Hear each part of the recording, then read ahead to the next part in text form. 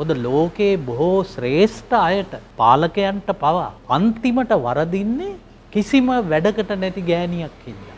බුදුන්ට අයිති දෙයක් කන්ට සුදුසු වන්නේ කකුලේ මහපට ඇඟිල්ලෙන් දාඩිය දාන තෙක් වැඩ කරපු කෙනෙකුටයි. රුවන්වැලි මහා සෑය. මම මියෙන තෙක්වත් ඉරක්කත් ගියේ නැති ලෝකෙ කිසි කෙනෙකුට ණයත් වෙලා නැති. කවදාවත් කාටවත් මේ චෛත්‍යයට ගත්තු ණයක් ගෙවන්න උනේ නැහැ. පොඩි එකාට නිදා ගන්න විදියක් නැහැ. පුංචි එකා නිදාගන්නෙත් 5ට විතර උදේ. නිදා ගන්න හදනකොටම ඔන්න පන්සලේ යකඩ කට දානවා. කාශ්‍යපට හිතුණා ධාතුසේන රජුරුව හංගපු මහා නිදානයක් ඇති කියලා. තාත්තා කිව්වා එහෙම නිදානයක් නැහැ. බැරිම තැන රජුරුව ගිහිල්ලා කලාවැව ඉදිරිපිට හිටගත්තා. මේ තියෙන්නේ මා සතු මහා ධනය. ගමේ අම්මල පන්සල 4 වටේ ඉන්න පන්සලට ඇවිල්ලා තෙල් තාච්චියක් ලිපේ තියලා මේ පොඩි ඇත්තෝ ළඟට වෙලා කැවුම් ටිකක් හදනවනම් කොච්චර සතුටු වෙයිද? මෙච්චර කරලා භාණ්ඩාගාරේ බින්දෙයි මෙන්න හොරකම් කරපු කහවණු ටික. මට මේවා ඕන නැහැ. මට මෙහෙ ඉන්නත් බෑ.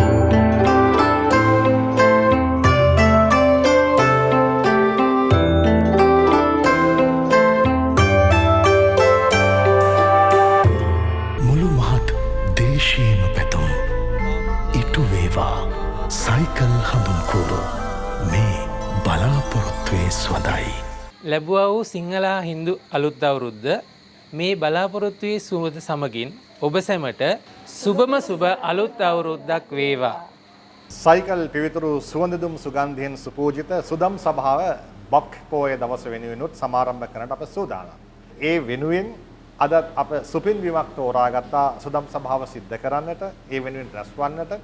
ඒ සුපින් බිම තමයි කළුතර වාද්දුව දෙල්දුව ගණේවත්ත පුරාණ විහාරස්ථානය. මේ විහාරස්ථානයේ තුල සාමණේර භික්ෂුන් වහන්සේගේ පටන් උපසපන් වැඩිහිටි භික්ෂුන් වහන්සේ දක්වා ස්වාමින් වහන්සේ 85 නමක් පමණ වාසය කරනවා. මේ ස්වාමින් වහන්සේ අතරින් සාමණේර ස්වාමින් වහන්සේලාට මේ විහාරස්ථානයේදීම අධ්‍යාපනය හදාරන්නට මූලික අධ්‍යාපනය හදාරන්නට පිරිවෙනක් තිබෙනවා. ඒ තමයි සිරි සුමන මූලික පිරිවෙන. අදත් සුදම් සභාවට වැඩම කර අපේ ගෞරවනීය ස්වාමින් වහන්සේ ගරුසිතින් පිළිගන්නට අප සූදානම්. අධ්‍යාපන අමාත්‍යාංශයේ සමස්ත ලංකා පිරිවෙන් ගුරු උපදේශක ධුරන්දර ශාස්ත්‍රපති පූජ්‍යපාද දොඩම්පාල රාහුල අපේ හාමුදුරන් වහන්සේ අපි හැමෝගේම සාදු නාදයෙන් නංවමින් අපි ගෞරවසිතින් පිළිගනිමු. පේරාදෙණිය විශ්වවිද්‍යාලයේ සිංහල අධ්‍යයනශ්‍රේ හිටපු ජ්‍යෙෂ්ඨ කතිකාචාර්ය අපි හැමෝම ගරු කරන ආදරය කරන අත්නායක මේරත් මහත්මයාත් ඔන්න අවුරුදු අරගෙනම අලුත් අවුරුදු කුමාරයා වගේ අද දෙල්දුව ගණේවත්ත පුරාණ විහාරස්ථානයට සතුටු සිතින් පැමිණ සිටිනවා. සයිකල් පිවිතුරු හඳුන්කෝරු නිෂ්පාදන ආයතන නියෝජනය කරමින් මේ ස්ථානයට පැමිණ සිටින කළමනාකාරීත්වය ප්‍රමුඛ සියලුම නිලධාරී මඩුල්ලත් අපි පිළිගන්නේ හැමදාමසේම ගෞරවයෙන් සහ සෙනෙහසින්. එසේම සතර පේරුවේ දායක කාරකාදීන් නියෝජනය කරමින් පැමිණ සිටින ඔබ සැමත් අපි ගෞරවයෙන් පිළිගන්නවා. එසේනම් අද සුදම් සභාවෙන් අප ගමන් කරන්නේ කුමන සව්ව වෙතද? ශ්‍රද්ධාව නිවනට මුල් පියවරයි. මෙය අපේ ප්‍රායෝගික ජීවිතයටත් අතිශයින්ම වැදගත්. ඒ නිසා ඒ වටිනාකම සමාජගත කරන්නට අදත් මුලින්ම මා සමාරාධනා කර සිටින්නේ අපේ ගෞරවනීය ස්වාමින් වහන්සේට පූජ්‍යපාද ශාස්ත්‍රපති දොඩම්පාල රාහුල අපේ හාමුදුරන් වහන්සේට. සුමන මූලික පිරිවෙන ආරම්භ කරලා ඒ වගේම මේ පුංචි හාමුදුරුවෝ ටික පැවිදි කරගෙන මේ ස්ථානයේ පුදුම විදිහේ කැපවීමක් මහන්සියක් වෙහෙසක් දරන අපේ මාතර කිතලගම අපේ නන්දසාර ගරු කටයුතු පණ්ඩිත හාමුදුරන් වහන්සේ ඒ වගේම අපේ පිරිවෙනේ පින්වත් ආචාර්ය මණ්ඩලය ශාසනය ආරක්ෂා කර ගැනීමට විශේෂයෙන්ම ශාසනය තුල පර්‍යාප්ති ශාසනය සුරක්ෂිත කිරීමට පිරිවෙන කියන ආයතනයක් ආරම්භ කරලා මේ දරන උත්සාහය. ඒ වගේම 80 මහ ශ්‍රාවකයෝ සංකේතවත් කරන්නාක්ෂේ 80කට අධික ස්වාමින් වහන්සේලා පැවිදි කරලා මේ ස්ථානයෙන් මේ පළාතටත් රටටත් ලෝකයටත් විශාල බෞද්ධ ප්‍රබෝධය ඇති කිරීමට මඟ ආරම්භ කළ තියෙන තින් ඒ අතර අපි මම හිතන්නේ මේ අපිට එක දරුවෙක් දෙන්නෙක් හදාගන්න හරි අමාරුයි ඒ තියෙන වගකීම් ටික නමුත් 80කට අධික පිරිසක් නේවාසික කරගෙන ලේසිනේ පාලනය කරන එක මේ තමයි ශ්‍රද්ධාව. අපි විහාරස්ථානයකට ගියාම දකින්න වැඩපිළිවෙලක් තියෙනවා. දැන් අපි පන්සලකට ආවම අපිට තියෙන්න ඕනේ පන්සල වටේට ඇවිදින්න බෑ මේ ජනෙල් වලට දොරවල් වලට තට්ටු කර කර පොඩි හාමුදුරුවනේ පණ්ඩිත හාමුදුරුවනේ ලොකු හාමුදුරුවනේ ඉන්නවද හෙට අපේ දානේ අපි ගිලම්පස ගෙනාවා අපිට සෙට් එක ඕනේ කීක හතර වටේම ඇවිදින්න වෙනවා නම් ඒ පන්සලේ වැඩපිළිවෙලක් නැහැ. දංගෙට ගියාම ඒ කියන්නේ කුස්සියට මුළු තැන්ගෙට ගියාම පුංචි හාමුදුරුවනේ අපි උයලා දානේ වැළඳුවා නම් ඒක වැළඳුවට උයලා ඉවරුණාට පස්සේ ඒ කුස්සියේ උයපු නැති විදියට තියෙන්න ඕනේ. ඒකේ මාසෙකින් උයපු නැති විදියට පිරිසිදුව තියෙන්න ඕනේ හැමදේම මොකක්වත් කරලා නැහැ. හැබැයි 100කට උයලා තියෙනවා. එතකොට පුංචි නමක් තුල වුණත් අපි පිරිසිදුකම දැන් මේක විදියට සිවුරේ වර්ණය සකස් කරලා සිවුරු පොරවල සියලු දෙනා වහන්සේට අම්වසෙන් සති දෙකකට සැරයක්වත් තට්ටේ බාවලා හිස කෙස් ටික බාවලා ඊළඟට මෙයාලගේ කාමරයකට ගියාම අපිට පෙන්වන්න පුළුවන් ඒ සිවුරු ටික හරියට පිළිවෙලට නමලා ඒ සියල්ලක්ම සකස් කරලා තියෙන ශ්‍රද්ධාවට. ඒක දැක්කම අපිට කියන්න පුළුවන් ඉගෙන ගන්න උන්නාන්සේ කෙනෙක්ද නැති කෙනෙක්ද. දැන් සමහරක් තැනකට ගියාම අපිට එක ගිහි තැනද පැවිදි තැනද ඉන්න තැනද කියන එක නෙමෙයි පුටුවක වාඩි වෙන්න හිතෙන්නේ. සත්තු හදන්න එපා කියනව නෙමෙයි. දැන් පන්සලක් ගත්තොත් නම් පන්සලේ හාමුදුරුවෝ එක සුනක එක්කත් කොහින්වත් ගෙනල්ලා හදන්නේ ඒව ඔක්කොම ගෙනල්ලා දාපු අය. ඒ ඇත්තෝ ඒ කවුරු හරි ගෙනල්ලා දාපු සත්තු. ඉතින් ඊට පස්සේ අපි ඕක හොඳට කන්න ටික දීලා ඉතුරු වෙන ටික දීලා හැදුවට පස්සේ දායකයෝ කියනවා පන්සල 4 යන්න බෑ. හපන බල්ලෝ ඉන්නේ. ඕ කොහින් පණීද දන්නේ. ඊළඟට චෛත්‍ය මළුවේ අඩියක් තියන්න බෑ. බෝ මළුවේ වඳින්න බෑ. හැම තැනම එක තැන්වල ඒ දේවල්. ඒව කියනවා. හැබැයි ගෙනත් දාපුවා කියලා කියන්නේ. මෙහෙ නෙමෙයි මේ අපේ ගණේවත්ත විහාරස්ථානයේ ෂෝ. නැත්තම් දායකව ආපහු අපිට ඉන්න දෙන එකක් නෑ. ඉතින් ඒ නිසා මේ එතකොට අපි ඒව ඔක්කොම පිරිසිදු කරලා දාලා පුංචි ආම්දරනේ. පන්සලක ශ්‍රද්ධාව. ඒතර ඔය න්‍යායෙන්ම බලන්න ගෙදරක. සමහරක් වෙලාවට ගිලම්පස එකක් ගෙදරකින් අපිට පිළිගැන්නුවොත් ඒ ගිලම්පස එක අපි අරගෙන වළඳ. හැබැයි ගිහි කෙනෙක් නම් අපේ රියදුරු මහත්තයෙක් නම් එයා පිරිසිකුට්ටම හොදන්න සමහරක් වෙලාවට වැඩි ශ්‍රද්ධාවෙන් ඇතුළට යනවා. නෑ නෝනා මහත්තයා අපි ගිහිල්ලා කුස්සියටම ගිහිල්ලා මේක හොදන්න කියලා. සමහරක් වෙලාවට එහෙම ගිහිල්ලාවිල්ලා කියනවා හාමුදුරුවනේ මේ නොබිව්වනම් හොඳයි කියලා හිතෙනවා. මොකද ඒ තරම් පිරිසිදුයි ටැප් එක ළඟ. ඒ තරම් පිරිසිදුයි තේ හදන තැන.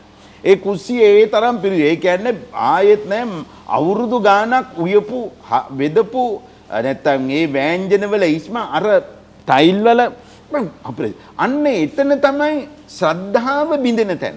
ඒතර පුංචි හාමුදුරනේ අපි මේ සරලව ගත්තම පන්සලට චෛත්‍යයක් මොකටද? පන්සලට බෝහාමුදුරුව මොකටද? පන්සලට විහාර මන්දිරය මොකටද? මේ නිකම්ම අපිට ශාරීරික පාරිභෝගික උද්දේශික කියන වචන තුන නිසා නෙමෙයි. ඒ තුල තමයි ශ්‍රද්ධාව ඇති කරන්නේ. දැන් ඒ තුන ඇතිනම් අපිට ජයශ්‍රී මහ බෝහාමුදුරුව විතරක් ලංකාවේ තිබ්බම ඇති. පාරිභෝගික චෛත්‍යයක් හැටියට. ආයෙත් අපේ පන්සල් වල ගෙනල්ලා හිටවන්න ඕනේ නැහැ. රෝපණය කරන්න ඕනේ නැහැ.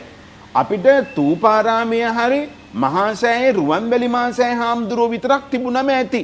එතකොට උද්දේශික වශයෙන් අපිට මහමෙවුනාවේ සමාධි බුද්ධ ප්‍රතිමා වහන්සේ තිබ්බම ඇති. ආයෙත් අපිට මේ වෙන තැන්වල මේ පිළිම හදන්න ඕනේ නැහැ.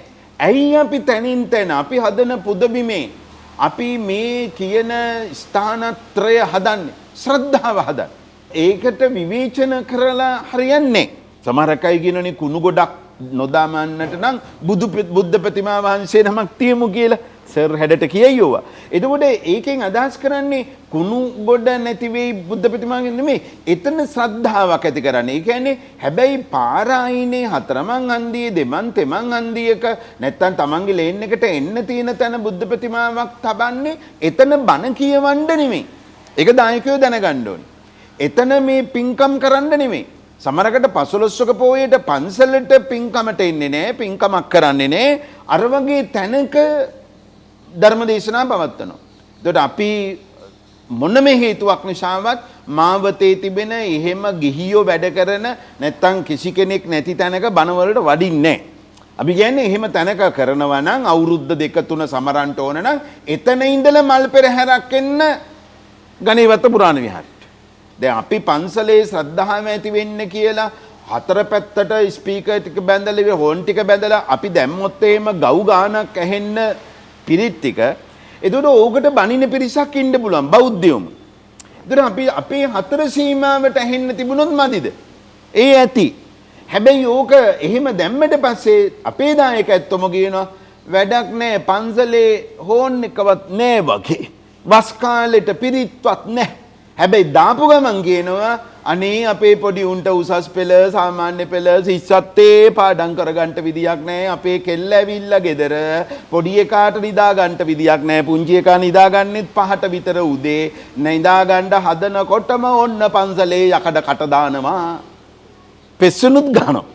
මෙහෙ නෙමෙයි මම මේ දොඩම් පහල පැත්තේ ඒව කියන්නේ. මෙහෙ ෂෝක්. ඉතින් ඒ නිසා අපි එතකොට ශ්‍රද්ධාව බින්දෙන තැන් තියෙනවා නම් ඒකත් දැක ගන්න ඕනේ. පුංචි හාමුදුරුවනේ මේක බොහොම සරලව කියන්නේ බයිසිකලය, ෆූට් සයිකලය, පාපැදිය කියන එක ගත්තම ඒ පාපැදියේ ඉස්සරහ රෝදය ඒක අපි සමාන කරනවා ශ්‍රද්ධාවට මගිස. අපේ හරෙන්ද මැතිතුමනි. එතකොට ඒ රෝදයට තමයි මේ හැන්ඩල් ඒ සහිත අවශ්‍ය මූලික කොටස් ටිකක් තියෙන. හැබැයි ඒකටත් බ්‍රේක් පළු දෙකකුත් තියෙනවා. හැබැයි ඒ වුණාට පිටිපස රෝදයට තියෙන බ්‍රේක් පළු තමයි අපි පාවිච්චියට ගන්නෙ. ගන්නෙ අරක නොගන්නවම නෙවෙයි. හැබැයි වැරදිලා හරි දකුණු අත තද වුණොත් එහෙම උඩින්ම ගහනවා කරනම. ඒක බයිසිකල් පැදපු ඇත්තෝ දන්නවා. ආ දෙකක් නැහැ. එතකොට ඒවත් අවශ්‍ය වෙන වෙලාවල් තියෙනවා ඒක දැනගෙන. එහෙමනම් අපි මේ කාරණා පහ ඒ කියන්නේ එකක් ශ්‍රද්ධාව සමාන කරන්නේ පාපැදියේ ඉස්සරහා තියෙන රෝදයටයි. ඉස්සරහට තියෙන රෝදයට. ඒකටත් හබ් එක තියෙනවා. ඒකට අවශ්‍ය කරන ස්පෝක් තියෙනවා. පෝක් අත්ත තියෙනවා. ඒකට ඉහළින් හැන්ඩල් තියෙනවා. ඩයිනමෝ තියෙනවා. ලයිට් එක තියෙනවා. මේක බෙල් එක හයි කරලා තියෙනවා. ඒ ටික තියෙනවා. හැබැයි පිටිපස්ස රෝදේ තියෙනවා. මේ පිටිපස්ස රෝදයට තමයි අනිකුත් හැමදේම සම්බන්ධ. පිටුපස්ස රෝදය අපි සිහිය හැටියට ගත්තොත් සතිය හැටියට ගත්තොත් ඊළඟට තියෙනවා එතනින් උඩට ඇවිල්ලා කෑල්ලක් සීට් එක. එතනම තියෙනවා මේ පා ගන්න අපේ පැඩල්. එතකොට ඒ අපි වීර්යය හැටියට ගත්තොත් සීට් එක ගන්නේ සමාධිය හැටියට හැන්ඩල් දෙක තමයි අරගන්නේ ප්‍රඥාව හැටියට. එහෙනම් සද්දා සති විරිය සමාධි ප්‍රඥා බණ ශ්‍රද්ධාව මුලයි. මේ පුරුෂයකල. එතකොට වාඩි වෙලා හිටියත් සමාධියේ වීර්යෙන් පෑගුවත් අර පැඩල් අරගෙන ඊළඟට පිටිපස්ස රෝදයේ සිහිය හැටියට තබා ගත්තත් ඒ කියන්නේ ඒකට තමයි ඔක්කොම වැඩ ටික තියෙන්නේ. කෙන් තමයි. හැබැයි ප්‍රඥාව නෙමෙති මේ හැන්ඩල් එක තමයි නිසලෙස යොදන්න ඕනේ. ඒකට හයි කරලා තියෙන්නේ මොකද්ද? ඉස්සරහා රෝදේ. මේක වරද්ද ගත්තොත් අනිත් ඔක්කොම ටික බිඳ වැටෙනවා. ඒ නිසා ශ්‍රද්ධාව අපි හොඳ අවබෝධයෙන් ඒව විවේචනය නොකොට ශ්‍රද්ධාවට අවශ්‍ය කාරණා එක්ක අපි එකතු වෙන්නට ඕනේ ජීවිතය ජය ගන්න. බොහොම පින් අපේ හඳුරන්නේ දැන් අර පහුගිය පොහොය දවසේදී අත්නායක සර් මම ඇහුවේ අපේ හඳුරු මේ ගෙවල් ඇතුලේ සිද්ධ වෙන දේවල් ඔය තරම් හොඳින් දන්නේ කොහොමද කියන ප්‍රශ්නය අදහන්න තියෙන්නේ මේ බයිසිකලයේ සියලු උපාංග එකක් නෑ හොඳින් මතක තබාගෙන තියෙන්නේ කොහොමද කියන ප්‍රශ්නය මම හිතන්නේ හඳුරු ගිහි කාලේ හොඳ පාපැදි ධාවන ශූරයෙක් වන්නටත් ඇති. මේ සුදම් සභාව රැස්වන හැම අවස්ථාවකදීම අපි බොහොම කෘතවේදීව සිහිපත් කරනවා සයිකල් පිවිතුරු සුවඳදුම් නිෂ්පාදන පිළිබඳව බොහෝ අසීරු කාල සීමාවන් ඇතැම් ව්‍යාපාරික ස්ථානවලට ව්‍යාපාරික ආයතනවලට සිද්ධවද්දී පවා සයිකල් පිවිතුරු සුවඳදුම් නිෂ්පාදන ආයතනය සැබවින්ම ධර්මය ප්‍රචලිත කිරීමම පෙර අරමුණ බවට පත් කර ගනිමින් මේ සිදු කරන මෙහෙවර අපි හැමෝගේම ගෞරවයට ලක්විය යුතුයි කියන කාරණාව අපි සඳහන් කළ යුතුයි. අදත් ඔවුන් පැමිණ මේ විහෙරටම සුවඳුම් පූජාව සිදු කරන්නත් කටයුතු සම්පාදනය කර තිබෙනවා. එතෙන් මේ සිදු කරන සෑම පූජාවක් තුළින්වත් ඔබේ ශ්‍රද්ධාවයි වර්ධනය වන්නේ. එසේනම් අත්නායක සර් මේ නෑගම් අපි එක්කන් ආපු තැන තමයි මෙතන. රාමදුරු කීවාස්සේ ඔබතුමාගේ මග අහගෙන තමයි මම මෙතනට පැමිණියේ. ශ්‍රද්ධාව වැඩිවන්නට අපේ හිත ඉඩ දුන්නු තැන ඉඳලම ශ්‍රද්ධාව ගැන කතා කරන මාතෘකාවට එක්වන්නට ඔබතුමාට ආරාධනා කරනවා.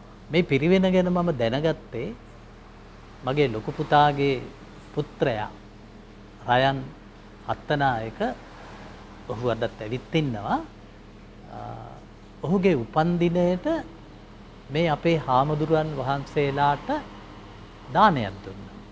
මට මෙතෙන්ට එනකොටම අපේ හරේන්ද්‍ර එක අම්මා කෙනෙක් ඇවිල්ලා මට කිව්වා එයාගේ තරුණ පුත්‍රයා ජීවිතේ ඉතා දුෂ්කර වේලාවට මුහුණ දෙද්දී අපේ නන්දසේන හාමුදුරුවන් ප්‍රමුඛ හාමුදුරුවරු වහන්සේලා ඒ දරුවාට අවශ්‍ය කළ යුතු සියලු පිරිත්ද පින්කම්ද කළා.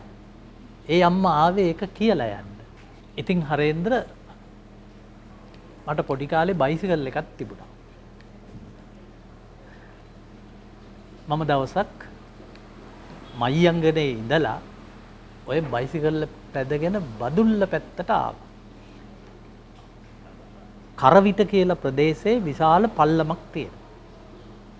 ඉතින් ওই පල්ලමේ ඉස්සරහා හරකෙක් කරත්තයක් දක්කගෙන යනවා. ඉතින් මට බ්‍රේක් එක අමතක වුණා. ඔය ඉතින් ඉස්සරහා බ්‍රේක් එක. මම පැත්තකින් යනකොට මී හරකා හෝ හරකා උගේ එක අන්තට්ටුවකින් මගේ අර පැදියේ අල්ලන මේ පැත්තේ ඉස්සුවා. මට කිසි කරදරයක් වුණේ නැහැ. මම බොහොම සුව පහසු මෙට්ටයක් උඩට වගේ ඇදගෙන වැටුණා. හැබැයි හරේන්ද්‍ර එදා කැඩිච්ච දත් දෙක තාම මගේ ළඟ තියෙනවා. ඒ වගේම හරේන්ද්‍ර දැන් අපේ රටේ මිනිස්සු දුටුගැමුණු රජුරුවන්ගේ කාලේ ඉඳලම නිකම්ම පින් කළේ නැහැ. ඒවා පින්පොතක ලිව්වා. පින්පොතක ලියලා ඒවා මරණාසන්න මොහොතේදී අහගෙන හිටියා. දුටුගැමුණු රජුරෝ මියා දෙන්න කිට්ටු වෙනකොට එයා සද්ධාතිස්සට කියනවා මල්ලි මාව රුවන්වැලි මහා සෑයේ ගල් අතුරණය මත පුළුවන් නම් මෙට්ටයක් තියලා මාව එතන තියන්න. මට මේ පැත්තට හැරිලා රුවන්වැලි සෑයට වදින්න ඕන. මට අර පැත්තට හැරිලා ලෝවා මහා පායට වදින්න ඕන. මොකද මං කරපු ලොකුම ප්‍රාතිහාර්ය මෙතන තියෙනවා. ඒ ලෝකේ ඊටාම සුන්දර තැන රුවන්වැලි මහා සෑය. එහෙනම් මම වැතිරෙන්නේ මමම හදපු මම මියෙන තෙක්වත් ඉරක්වත් ගියේ නැති ලෝකෙ කිසි කෙනෙකුට ණයත් වෙලා නැති කවදාවත් කාටවත් මේ චෛත්‍යයට ගත්තු ණයක් ගෙවන්න උනේ නැහැ. එහෙම කරලා තමයි ගැමුණු රජ භික්ෂුන් වහන්සේලාට කිව්වා පිරිත් කියන්නේ. ඒ පිරිත් සජ්ජායනාව මැද්දේදීම තමයි රජුට පේනවා මේ දිව්‍යවරු වැඩලා. රජුරු අතක් කුස්සලා කියනවා පොඩ්ඩක් ඉන්න කියලා. හාමුදුරුවන් වහන්සේලා හිතනවා අපිට පිරිත් එපා කියලා යෝ රජුරුව කිව්වේ.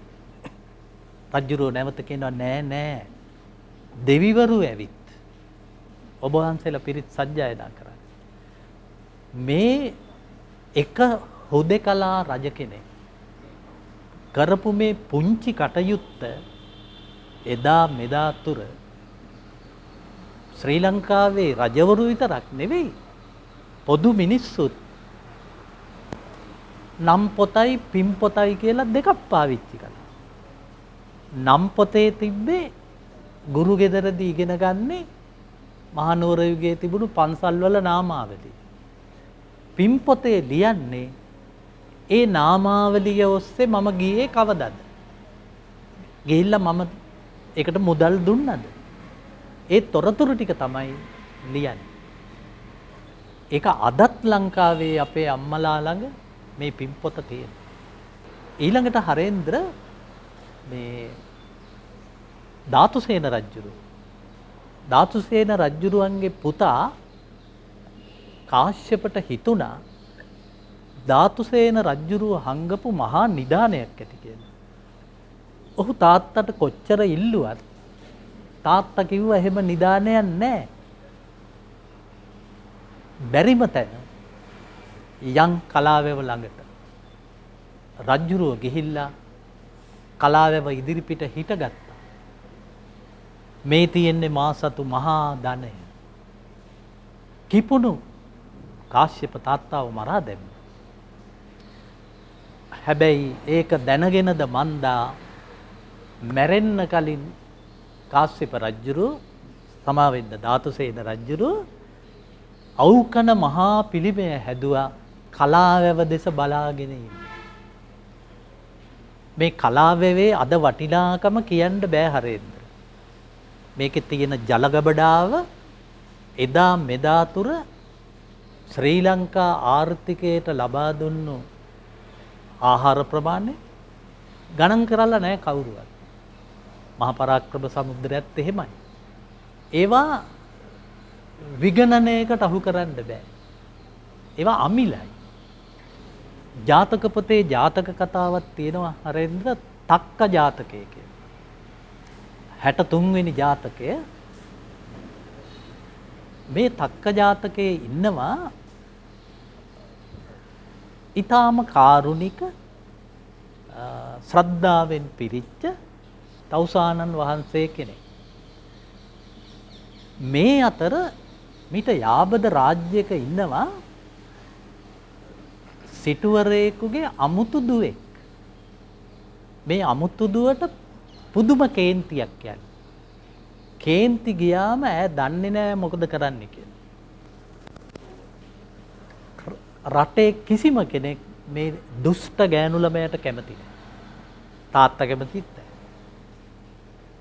දවසක් මේ කාන්තාව ජල ස්නානයට ගියාම ඈත වර්ෂාවක් එනවා. ඇගේ යෙහෙලියෝ ටික තීරණය කරනවා එයා වතුරේ නානවනේ. ඔන්න ඔහෙ ගහගෙන ගියද කියලා ඒගොල්ලෝ පලා යනවා. කට්ටිය අහනවා කෝ මගේ දුව? මහ වරුසාවක් ආවා. මං හිතන්නේ ගහගෙන ගියා. ඇය අධික සීතලේ ගැහි ගැහි මොර දෙනකොට අර තවුස් දම් රකින්න තවුසාට මේ සද්දය ඇහෙනවා. ඊට ඔහු මේක දිහා බලන්න ඕනේ නෑනේ. මොකද ඔහු ගිහියෙක් නෙවෙයි. ඔහු මේ හිත දියුණු කරන කෙනෙක්. ඒත් ඔහුට මොහොතකට ඔහු සසල වෙනවා. සසල වෙලා යාට හිතෙනවා යන්න බලන්න. බලනකොට තරුණියක් ජල කඳ මැද පැනලා මේ තරුණිය බේරගෙන තමන්ගේ අසපුවට අරගෙන එනවා. කණ්ඩ බොණ්ඩ දෙනවා. සියලු පහසුකම් දීලා තවුසා දවස් 3කට පස්සේ කියනවා දැන් යන්න පුළුවන් නේද? දැන් ගමරට බලා යන්න. ඈට හිතෙනවා නෑ මම යන්නේ නෑ. මෙයාගේ මේ ශ්‍රද්ධාවද සීලයද ඒකට මං පවතින්න දෙන්නේ නෑ. අර තවුසගේ තිබුණු දුර්වලම තැන තමයි මේ තරුණිය ප්‍රයෝජන ගත්තේ. මොකද ලෝකේ බොහෝ ශ්‍රේෂ්ඨ අයට පාලකයන්ට පවා අන්තිමට වරදින්නේ කිසිම වැඩකට නැති ගෑණියක් හින්දා. තවුසා দমনය වෙන. අන්තිමට තවුසා තමාගේ ග්‍රහණයට අල්ලගන්න. අල්ලගෙන කියනවා අපි දැන් එළියට යන්න. මේ කැලේ මොකටද ඉන්නේ? එළියට ආවම අපේ තවුසට නමකුත් නැහැ රැකියාවකුත් නැහැ. අන්තිමට එයාට සිද්ධ වෙනවා මෝර විකුණන්න. මෝර. ගමේ මිනිස්සු නමක් දානවා තක්ක පණ්ඩිතයා කියලා. තක්ක කියන්නේ මෝරු වලට. ඉතින් මෙයා මේ ඊතා දුකසේ මේ ගෑණි නඩත්තු කර කර ඉඳිද්දී චෞර කණ්ඩායමක් පනිනවා ගමට. හැම තැනම ගෙවල් කඩා බිඳෙන මේ චෞරයෝ තක්ක පණ්ඩිතයාගේ ලස්සන ගෑනු ළමයි. ඒගොල්ලෝ මෙයා උස්සන් කැලේට යන. කැලේට ගිය වෙලාවෙ ඉඳලා අර ගෑනු ළමයා හිතන්නේ තක්ක පණ්ඩිතයා දැන් මරන්න ඕන. දැන් එයා වෙන සැමීක් හොයාගත්තනේ. මෙයා පණිවිඩයක් යවනවා තක්ක පණ්ඩිතයාට අද අපේ වත්තට එන්න. මම මේ හොරාට කැමති නෑ. ඇවිල්ලා මාව බේරගෙන යන්න. එහෙම කියලා හරේන්ද්‍ර අර ස්වාමි පුරුෂයා තක්ක පණ්ඩිතයා කැලේට ආපු ගමම්ම හොරා ගිහිල්ලා ඇගේ පැරණි සැමියා අරගෙන හොන්දටම පහර දෙන. පහර දීලා නැගිට පහර දෙන. ඔහු කෙඳිරි ගගා ඉන්නවා. පස්සේ තව චෞරයා අහනවා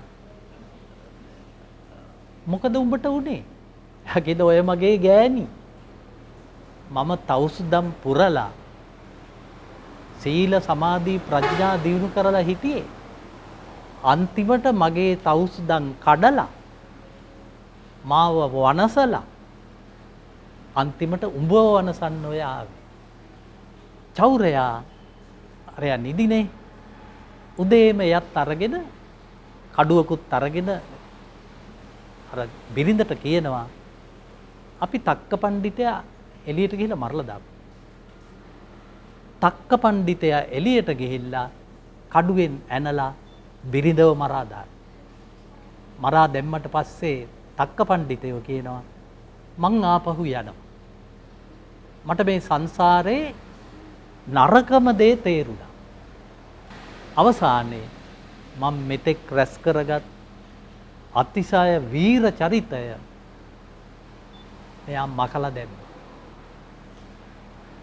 ඔබත් බේරුණා. ඔබ මෙයා බැරුවනේ. මන් නැවතත් හිටිය ආරාමෙටම යනවා. ඒ කියන්නේ මේ වරද ඔබට මට හෙට වෙන්න පුළුවන්. එන මේක චෝදනා කරගන්න යන්න එපා. මේක අපිට වෙන්නේ නැති දෙයක් කියලා. මේ වෙච්ච අය මේ සමාජයේ ඉන්නවා. මේව අඳුරගන්න එක සාක්ෂියක් කතාවේ තියෙනවා. ඇගේ ශනික කෝපය හේතු විරහිතව කෝප වීම දකින අය මාරු කරන්නට යෑම. මෙන්න මේක තේරුම් ගත්තා නම් දැන් මේක කිව්වේ අත්තනායකෙම් හේරද්ද මේක කිව්වේ ආරේන්ද්‍ර ජයලාල්ද කියලා කිපෙන්න එපා. කියවලා බලන්න 63 වන ජාතකය තක්ක ජාතකය. පෞද්ගලික කාල සීමාව පුරාවටම සදම් සභාව ඔස්සේ තමන්ගේ නමින් මිය පරලොව ගිය ඥාතීන් වෙතත් ඒ වගේම සජීවත්ව සිටින ඥාතීන්ට ආශිර්වාද කිරීම පිණිස පුණ්‍යානුමෝදනා දායකත්වයේ ලබාගත් සත්පුරුෂයන් බොහෝ සිටියා. අදත් සදම් සභාව වෙනුවෙන් පුණ්‍යානුමෝදනා දායකත්වයේ සිදු කළ ඒ සත්පුරුෂයන් පිළිබඳ සිහිපත් කිරීමට අප සූදානම් වන්නේ. අද පුණ්‍යානුමෝදනා දායකත්වයේ සිදු කරන්නේ පානදුරේ පදිංචි නිශ්වා වික්‍රමසිංහ මැතිණිය විසින්. ඒ පිළිබඳවයි මේ සිහි කැඳවීම. අභාව ප්‍රාප්ත වූ ගෞරී වික්‍රමසිංහ පියාණන්ටත් සෞම්‍යා පත්මානී හේරත්න මෑණියන්ටත් පාලි වික්‍රමසිංහ මාමාටත් පුණ්‍යානුමෝදනා සිදු කිරීම පිණිස පානදුර පදිංචි නිශා වික්‍රමසිංහ මැතිණිය විසින් මෙවර බක්පුර 15 පෝදා සුදම් සභාවේ පුණ්‍යානුමෝදනා දායකත්වය භාරගත් වගයි. ත්‍රිවිධ රත්නයේ කෙරෙහි ඇති කරගන්නා ශ්‍රද්ධාව තුළ ප්‍රඥාව දක්වාම ගමන් කරන්න පුළුවන්කමක් තිබෙනවා. ප්‍රඥාවේ සමාරම්භය බවට පත්වන්නේ ශ්‍රද්ධාව. එවිට ලෞකික ජීවිතයේ හරහා ලෝකෝත්තර ජීවිතය දක්වාම එවත් ආධ්‍යාත්මික ගමන් මඟ දක්වාම අවසානයේදී විමුක්ති සුවය දක්වාම නිර්වාණය දක්වාම ගමන් කරන මාර්ගය ආරම්භ වන්නේ ශ්‍රද්ධාවෙන්. ඒ නිසාම තමයි නිවනට පළමු පියවර ශ්‍රද්ධාව වශයෙන් සඳහන් වන්නේ. නමුත් අපි ඒ ගැඹුරු දහම් කාරණා වලට නොගොස් සමාජයේ ජීවත් වන ඔබට මට අපට මේ ශ්‍රද්ධා සම්පන්න වීම තුළින් ප්‍රායෝගික ජීවිතය සාර්ථක කරගන්නට පුළුවන්කමක් ලැබෙන්නේ කොහොමද කියන කාරණාවට වැඩි ඉඩක් ලබා දෙන්නේ. අපේ හාමුදුරන් වහන්සේට නිසා ඒ වෙනුවෙන් යලිත් අප ආරාධනා කරනවා ඒ පිළිබඳ වටිනා කාරණා සමාජගත කරන්නට. බෞද්ධ දර්ශනයේ බුදුදහමේ අපි බුදුරජාණන් වහන්සේගේ ගැන්වීම ලෙස හඳුන්වන්නේ ශ්‍රද්ධාව. බුදුදහමෙන් එපිට තිබෙන අනිකුත් සෑම ආගම ධර්මයකම කතා කරන්නේ භක්තිය පිළිබඳව. දැන් භක්තිය කියන තැනෙහිදී අපිට ඒ වචනය බොහෝම සමීපයි. පන්සලෙත් තුනුරුවන්ගේ ගුණ අන්තර්ගත කොට ගායනා කෙරෙන තැන්හිදී ඒවා නම් කරලා තියෙන්නේ භක්ති ගීත කියලා. ඒතර අපි ඒක සමාජගත කළා තුනුරුවන කෙරෙහි දක්වන ශ්‍රද්ධාවෙන් යුක්ත යම්කිසි ගායනා කොටස් වේ නම් ඒවා සැදැහැ ගී මිස භක්ති ගී නොවේ කියලා. එතකොට අද ඒ සැදැහැ ගී කියන වචනය සමාජගත වෙලා තියෙනවා. එතකොට අපි කියනවා මේ එයත් එක්ක මගේ භජනයක් නැහැ. නැත්තම් ඔය ළමයාත් එක්ක තියෙන භජනේ අයින් කරගන්නවා. කරන භජනය. ඒ වගේම මේ බෙදා ගැනීම කියන එක. ඒ වගේම අපි දෙවියන් ළඟට ගියාම අපි එයා වෙනුවෙන් කරන ගීත තියෙනවා. ඒවට අපි කියනවා බැති ගී කියලා. නැත්තම් ඒගොල්ලෝ වෙනුවෙන් ගායනා කරනකොට අපි කියනවා භජන් කියලා. මෙන්න මේ භජනය කියන එක නිසා තමයි දෙවියන්ට තබන පූජා වට්ටිය අපි දෙවියන් සමග බෙදාගන්නේ. ඒ කියන්නේ දෙවියන් සඳහා තිබූ පූජා වට්ටියෙහි කොටසක් මිනිසුන් වෙන අපිත් අනුභව කරනවා. හැබැයි ඒක බුද්ධ පූජාවත් එක්ක කරන්නේ නැහැ. බුදුහාමුදුරුවන් කියන්නේ සියලු කෙලෙසුන් දුරු කොට අප්‍රමාණ ගුණ සහිත උතුමෙක්. එතකොට උන්වහන්සේට අපි පූජාවක් පවත්වන්නේ ඒ ගුණ උදෙසා. හැබැයි දෙවියන්ට යමක් අපි තබන්නේ එහෙම ගුණයක් පදනම් කරගෙන නෙවෙයි. යම්කිසි අල්ලසක් කිව්වත් කමක් නැහැ. මෙය අරගෙන අපිට මේ දේ කරලා දෙන්න කියන එක. එතකොට ඒ සතුට ඒ තුටු පඳුර ලබලා දීලා ඒක අපි බෙදා ගන්නවා. මොකද දෙවියන් සහ අපි සමානයි. එයා කන කෑමක් අපිටත් කන්න පුළුවන්. එතකොට එයාට තියෙන දෙවියන් සඳහා තබන මුරුතැන්පත් අපි ඒ කොටසක් ගන්නවා. එතකොට බුදුහාමුදුරුවන් කෙරෙහි තිබෙන බුද්ධ පූජාව අපි මේ තුනුරුවන්ගේ වැඩට කැපවෙච්ච කෙනෙකුට කුසගින්නක් තිබේ නම් දෙනවා විනා ඒක අපි සාමාන්‍යයෙන් කියමනක් කියනවා බුද්ධ පූජාවට තබපු දෙයක් බුදුන්ට අයිති දෙයක් කන්ට සුදුසු වන්නේ මහපට කකුලේ මහපට ඇඟිල්ලෙන් දාඩිය දාන තෙක් වැඩ කරපු කෙනෙකුටයි කියලා. සාමාන්‍ය කෙනෙක් නම්. ඒකෙන් අදහස් කරන්නේ ඒ තරම් මහන්සි වෙන කෙනෙක් නම් එයා බඩගින්න ඉන්න ඕනේ නැහැ, කුසගින්න ඉන්න ඕනේ නැහැ. සාංගික දෙයක් වුණත් එයාට අනුභව කරන්න දෙන්නට ඕනේ. අන්න ඒ ආකාරයට අපි මේ භජනය, භක්තිය සහ ශ්‍රද්ධාව තේරුම් ගන්න ඕනේ. ශ්‍රද්ධාව කියන තැන හැම වෙලෙම මුල් වන්නේ ප්‍රඥාවයි. මේ භක්තිය කියන තැන මුල් වෙන කාරණා මෝහයට සම්බන්ධයි. මෝහයට සම්බන්ධයි. එතකොට මෝහය කියන්නේ අකුසල මූලයක්. අපි දන්නවා ලෝභ, ද්වේෂ, මෝහ. මෝහ කියන්නේ වෙනමම පැත්තක්, තනි පැත්තක්. ලෝභයයි ද්වේෂයයි දෙක නිතරම හටගන්නේ එකට. හැබැයි මෝහය තියෙන්නේ වෙනමමයි. එතකොට මේ මෝහය වෙනමම තියෙනවා කියන්නේ භක්තිය කියන එක. නම් ඒ භක්තියේ ස්වභාවය තමයි කර්මය, කර්මඵලය විශ්වාස නොකිරීම. ඔකේ තම වැදගත්. එතකොට අපි තුනුරුවන් කෙරෙහි භක්තියක් නෙමෙයි තියෙන්නේ, ශ්‍රද්ධාවක්. මක් නිසාද? අපි කර්මය, කර්මඵලය විශ්වාස කරනවා මගේස. භක්තියෙන් වැඩ කිරීම හරියට අර ಜಾති අන්ධ මාමා, ಜಾතියෙන් අන්ධ මාමා කියලා කියන්නේ පොඩි ආම්දුරවනේ දරුවනේ මේ උත්පත්තියෙන්ම දෙනෙත නොපෙනෙන මාම කෙනෙක්. එයා කුඩා කාලේ ඉඳලම උපතින්ම පේන්නේ නැහැ දෙනෙත. එතකොට අන්ධයා කියන වගේ වචන කියන්න එපා. අපි ඒකට කියන්නේ දෘශ්‍යාබාධිත කියලා. එතකොට මෙසේ දෙස් නොපෙනෙන මාම කෙනෙක් පාරේ යනවා. ඒ පාරේ යනකොට අපි හිතමු මාතර පැත්තේ කියලා. තව කෙනෙක් ඉදිරියට එනවා. එයා කටහඬ ඇඬවීමෙන් උගුර පෑදීමෙන් අර මාම දැනගන්නවා මේ පාරේ කෙනෙක් යනවා කියලා. එමෙ යන කෙනාගෙන් අහනවා කොහෙද යන්නේ මේ? එතකොට එයා කියනවා නෑ ගමනක් යනවා කියලා. ඒ මාතර පැත්තේ නෑ ගමන් යනවා නම් අනිවාර්යයෙන්ම ගෙනියන දෙයක් තමයි මීකිරි. එතකොට කියනවා නෑ ගමන් යනවා. එහෙමනම් මොනවා හරි බරට ගෙනියනවනේ. ඔව් මේ මීකිරි ගෙනියනවා, කිරි ගෙනියනවා. එතකොට මේ අන්ධ මාමා කිරි ගැන දන්නේ නෑ. මොකද මෙයා උපතින්ම දෙනත නොපෙනෙන කෙනෙක්. එතකොට මෙයා අහනවා කිරි කියන්නේ මොන වගේ දෙයක්ද? මේ කිරි කියන්නේ මේ සුදු පාටයිනේ කියලා පොඩි හාමුදුරනේ කියනවා. කිරි කියන්නේ සුදු පාටයි. සුදු පාටයි කියන්නේ මොකද්ද? දන්නේ නැහැ. සුදු පාටයි කියලා කියන්නේ මේ කොකා වගේයිනේ. අපි කියන්නේ කොක්කු කිරි කොකා. එතකොට කොකා වගේනේ. කොකා. ඉතින් කොකා දැකලත් නැහැ උපතින්ම අන්දමම. එයා අහනවා කොකා මොන වගේද? එතකොට අර පාරේ යන මිනිස්සයා කොකා මෙන්න මේ වගේ කියලා ඔයාලත් ඔය කොකා පෙන්වන්නේ කෙනාට යනකන් ඉඳලා ඒ විදිහට අතින් කොකා හදලා පෙන්නනවා. අර අත S හැඩේ ඉස හැඩේට අරගෙන කොකා හදලා පෙන්නනවා. පෙන්වුවට පස්සේ අන්ධ මාමා අර අත ගන්නවා. අත ගාලා කියනවා කිරි කන එකත් හරි අමාරු වැඩක්. එහෙන් මෙහෙන් වංගු කියලා. ඉතින් ඒ නිසා අන්න භක්තිය මගේ සර්. එතකොට මේ භක්තියෙන් හදන අය භක්තියෙන් ගොඩනගන්න හොඳ නෑ කිසි කෙනෙක්. අපි භක්තිය නෙමෙයි අප්පච්චි කෙරෙහි ඇති කරන්න ඕනේ. අම්මා කෙරෙහි භක්තිය නෙමෙයි ඇති කරන්න ඕනේ. ඇති කරන්න ශ්‍රද්ධාව යථා ස්වභාවය. අම්මා හැටියට අඳුන ගන්න පුළුවන්. අප්පච්චි අප්පච්චියට අඳුන ගන්න පුළුවන්.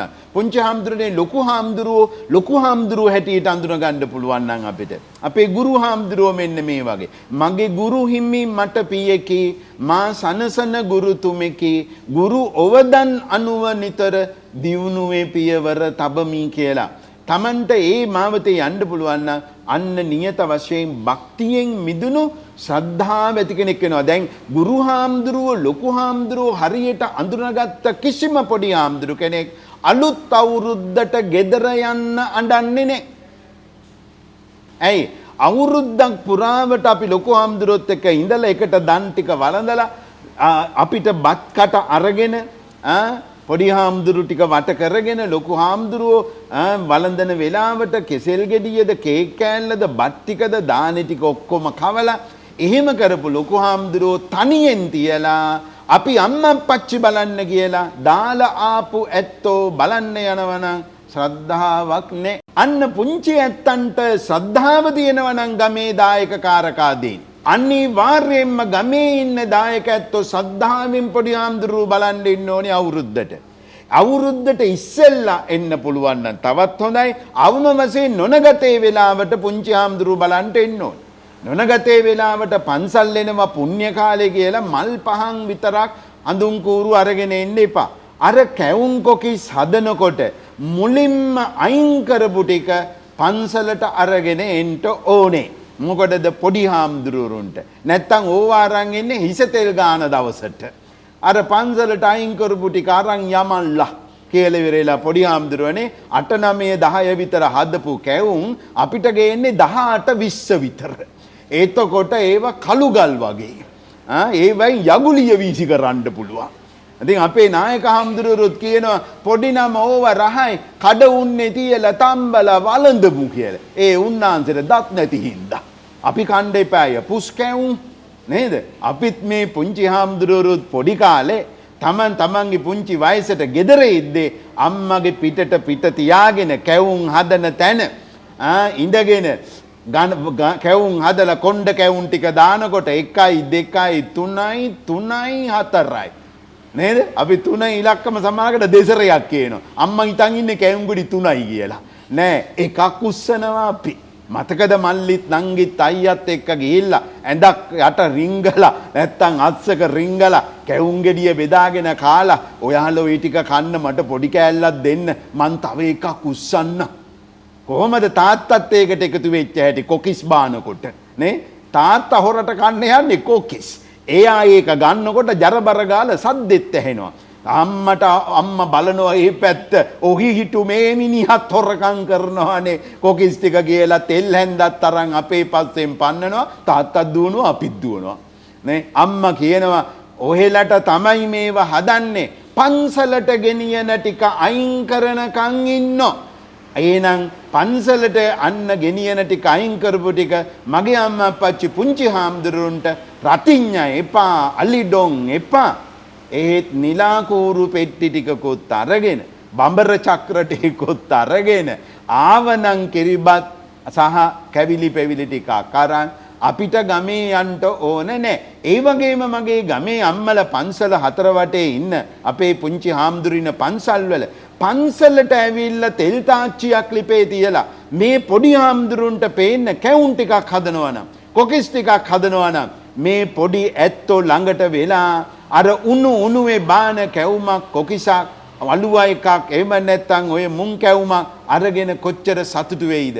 ගෙදර යන්න හිතෙන්නේ. මෙන්න මේ ශ්‍රද්ධාව අපිට ඇති කරන්න මං හිතන්නේ 15ක පෝය අවුරුද්දට ඉස්සෙල්ලාව නම් හොඳයි කියලා හිතෙනවා. මේ අවුරුද්දේ නොවුණු දේවල් ඊළඟ අවුරුද්දේ වෙන්න හරි ඒ කියපු දේවල් ටික අනිවාර්යයෙන්ම බලපෑම් සහගත වේවි. ඒ හින්දා මේ පොඩි හාමුදුරුවරුන්ටත් මේ නරඹන තවත් පොඩි හාමුදුරුවරු ඉන්නවා නම් ඔබ වහන්සේලාටත් ඊළඟ අලුත් අවුරුද්ද මේ අලුත් අවුරුද්දටත් වඩා තවත් සුබ වේවි කියලා අපි විශ්වාස කරනවා. අත්නාකේ මෙරත් මහත්මාණනි යලිත් සූදානම් එන්නට ඔබතුමාගෙන් හරවත් සහ රසවත් කතා පෙළක් අහන්නට. හරේන්ද්‍ර මම තවත් ප්‍රායෝගික නිදර්ශනයක් කියන්නම්. මඩුවන් වෙල වලව්. මේ මඩුවන් වෙල වලව්ව ලංකාවේ වලව් අතර හොල්මන් නැති, අවතාර නැති එකම වලව්ව. හේතුව මඩුවන් වෙල වලව්වේ අධිකාරම්තුමා මිය යන්න කිට්ටු වෙනකොට එයාට හිටියා එයාගේ දෙවන බිරිඳ. ඊළඟට පළවෙනි බිරිඳගෙන් ලැබුණු කකුල ආබාධයට ලක්වෙච්ච දුව. ඉතින් මඩුවන් වෙල වලව්වේ නිලමෙතුමා කල්පනා කළා මේ ඇඹිලිපිටිය පුරා විසිරෙන මේ මහා ධනස්කන්ධය බිරිඳගේ නමට ලියනවද? ඇය රත්නපුරේ කාන්තාවක්, එයා තරුණයි. සිටුතුමා හිතනවා කවුරු හරි කෙනෙක් සල්ලිවලට ලෝභෙන් මේ ධනය දැහැගන්නවා එයා. ඊළඟට හිතනවා දූට ලියනවද? දූ ආබාධිතයි. දූට ලිව්වත් ඒකමයි වෙන්නේ. හැඟුම්බර වෙච්ච මඩුවන් වෙල මහ නිලමේ හිතනවා කාටද මේක ලියන්නේ? ඔහු හිත දැඩි කරගෙන එකම දුව තමාට මේ අන්තිම මොහොත දක්වා කණ්ඩ දුන්නු දෙවන බිරිඳ ඒ දෙන්නම අමතක කරලා ප්‍රැන්සිස් මොලමුරේට ඉඩම ලියනවා. ඉඩම ලියලා ඒක අර බිරිඳ දන්නෙත් නැහැ, දූ දන්නෙත් නැහැ. අවසාන මොහොත වෙනකොට මඩුවන් වෙල මහ නිලමේ ගෙදර ඉන්න සේවකයාට කියනවා පන්සලේ හාමුදුරුව වඩම්මන්න. හාමුදුරුව වඩිනවා. කිහිප නමක්. පිරිත් සජ්ජායනය කරන මඩුවන්නල නිලමේ ඇහේ කඳුළු දූට දුන්නෙත් නැහැ, බිරිඳට දුන්නෙත් නැහැ. ඔහුට ඕන වුණා මේ මහා පූජිත ධනස්කන්ධය වලව් පරම්පරාවෙන් පිට නොයන්න. ඔක්කොම කළා ඉවර වුණාම මඩුවන් වෙල මහ නිලමේ සාලේ තිබුණු, ඉදිරියේ තිබුණු හොඳම පුටු ටික ඔය හාමුදුරුවන් වහන්සේත් සමගම උත්සාහගෙන ගිහිල්ලා පන්සලේ තියන්න.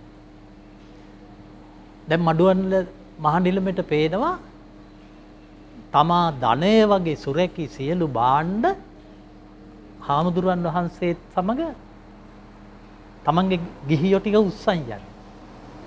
මං කිව්වනේ හොල්මන් නැති වලව්ව කියලා. මොකද මඩුවන් වල වලව්වේ හොල්මනක් උනේ නැත්තේ. ඔහුගේ අරමුණ හොඳයි. ඔහු හිතුවා මේ දෙන්නට දුන්නොත් මේක සීසී කඩව යන. ඊළඟට පන්සලට දක්වපු ගෞරවය. සාමාන්‍යයෙන් ලංකාවේ පන්සල්වල තියෙන ගොඩාක් ධනස්කන්ධය ඒ පළාතේ වැදගතුන්ගේ ධනස්කන්ධය. පුටුව පූජා කරන, අල්මාරිය පූජා කරන. නැතු අපේ හාමුදුරුවන් වහන්සේලා අල්මාරිය හැදුවේ නැහැ. පුටු හැදුවේ නැහැ. ඒවා ගිහියන් දන් දුන්නු දෙයි. මං අන්තිමට කියන්නම් මේක. දැන් මේක ඇවිල්ලා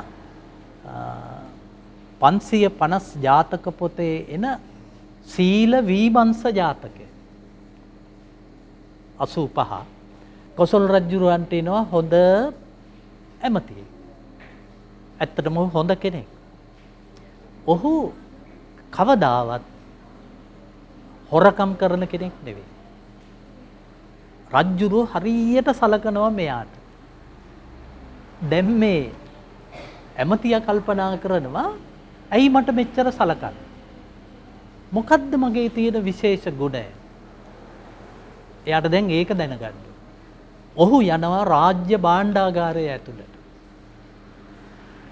ඒක බාරව ඉන්නේ වන්නකු නිලමේ. මෙයා වන්නකු නිලමේ ළඟින් යන ගමන් කහවණුවක් ඔහුට නොපෙනෙන්න දාගන්න. වන්නකු නිලමේ ඒක දකින්න.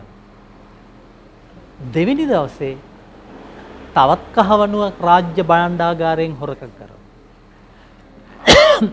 ඒකත් වන්නකු නිලමේ දකින්න. තුන්වෙනි දවසේ කහවණු 3ක් දාගන්න. වන්නකු නිලමේ අල්ලගන්න. අල්ලගෙන කියනවා දැන් මේක ගත්ත වෙන්නේ මම. එඳ මට ඔබ රජු ළඟට බාර දෙන්න. රජුරු අඬනවා මෙයා දැකලා. මෙච්චර සැලකුවා. මෙච්චර කරලා භාණ්ඩාගාරේ බින්දේ ඇයි? සාමාන්‍ය භාණ්ඩාගාරේ බින්දිනවා නම් බින්දින්න ඕන රජුරුවනේ. රජුරු හැම අපරාධයක් කළේ නැහැ. එතකොට ඇමතියා කියනවා රජතුමනි මට ඕන වුණා ඔබ සලකන්නේ මගේ මොන ගුණයට? මම ඒක දැනගත්තා. ඒ මොකකටවත් නෙවෙයි මම සදහැ සිතින් යුක්ත පුද්ගලයෙක්ව හිටියා. මෙන්න හොරකම් කරපු කහවණු ටික. මට මේවා ඕන නැහැ. මට මෙහෙ ඉන්නත් බෑ. මං වනගත වෙනවා. ජාතකය සීල විමර්ශ ජාතකය. ඒ සීල විමර්ශ ජාතකයේ විමර්ශනයේ හැවත් විමසා බැලීම නරඹන ඔබට බාරයි. අද සුදම් සභාව මෙතකින් સમાપ્ત කරන්නටයි අප සූදානම් වන්නේ. අප සූදානම් වන්නේ මුලින්ම පරිශුකාර පූජාව සිද්ධ කරන්න සුවඳ දුම් පූජා මංජුසා ප්‍රදානය කරමින් පූජා කරමින් මුලින්ම පූජ්‍යපාද දොඩම්පල රාහුල අපේ හාමුදුරන් වහන්සේ වෙනුවෙන් සුවඳ පූජා මංජුසාව පූජා කරන්නටම ආරාධනා කරන්නේ සයිකල් පිවිතුරු හඳුන්කුරු ආයතනයේ වෙනදා අලවි ප්‍රධානී චමින්ද දිසානායක මහතාටයි පැමිණ අපේ හාමුදුරන් වහන්සේ වෙනුවෙන් මෙකී සයිකල් පිවිතුරු සුවඳ පූජා මංජුසාව මෙලෙසින් ගෞරවයෙන් පූජා කරන්නට ආරාධනා කර සිටින්නේ. අත්නායක මෙහෙරත් මහත්මයා වෙනුවෙන් සයිකල් පිවිතුරු සුවඳදුම් පූජා මංජුසාව ප්‍රදානය කරන්නටම ආරාධනා කරනවා අලවි විධායක නිලධාරිණී සයනි දිල්හාරා මෙනවියට අදත් වැඩසටහන වෙනුවෙන් සහභාගී වීම උදෙසා එතුමාටයි ඒ සයිකල් පිවිතුරු සුවඳදුම් ආයතනයේ තිලිනේ.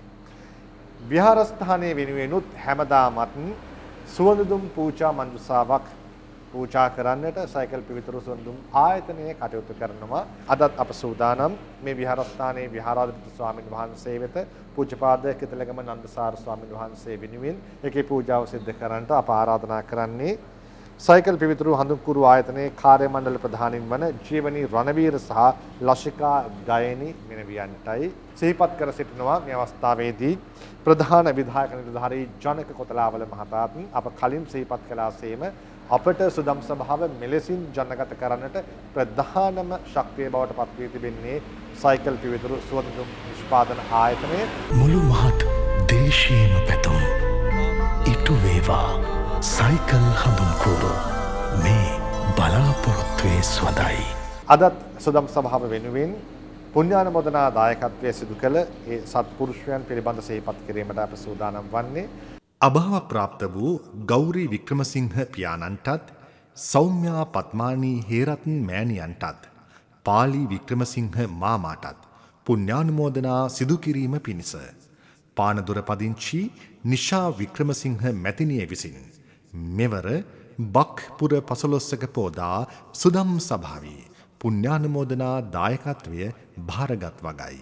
අදත් සුදම් සභාව සමාප්තියට පත් කරන්න අප සූදානම්. ඔබේ ජීවිතයේ ධර්මීය අනුභවයෙන්ම යහපතක් බවට පත්වන්නට කියා අප ප්‍රාර්ථනා කරනවා.